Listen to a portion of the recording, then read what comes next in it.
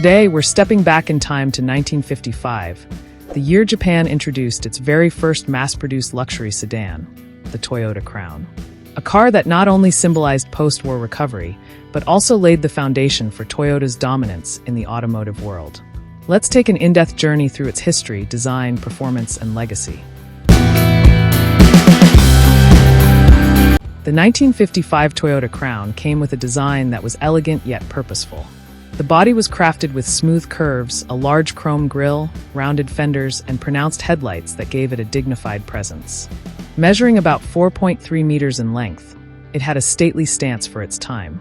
The Crown's bodywork reflected influences from American sedans of the early 50s, but carried a uniquely Japanese refinement. This wasn't just a car, it was a statement. In post-war Japan, the Crown became the first passenger car designed entirely by Toyota for the domestic market, without foreign collaboration.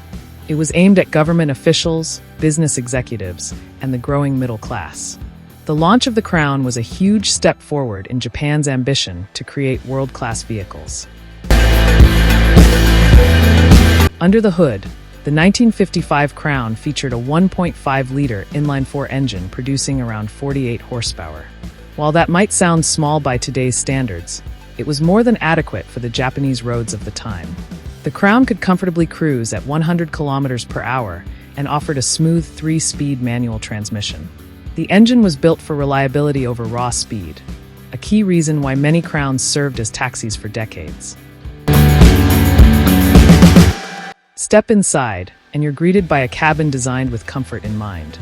The seats were upholstered in high-quality fabric, the dashboard featured simple yet elegant dials, and there was ample space for 5 passengers. The large steering wheel and column-mounted gear lever reflected the era's driving style. Everything about the Crown's interior was tailored for a smooth and dignified driving experience. One of the Crown's biggest strengths was its ride quality. Toyota equipped it with a double wishbone front suspension and leaf springs at the rear, offering a surprisingly comfortable and stable ride, even on Japan's rougher roads of the 1950s. This made it an instant favorite among taxi operators and long-distance drivers. The Crown's reception in Japan was overwhelmingly positive. It quickly became a symbol of prestige, appearing in government convoys, business fleets, and as the go-to choice for high-end taxi services.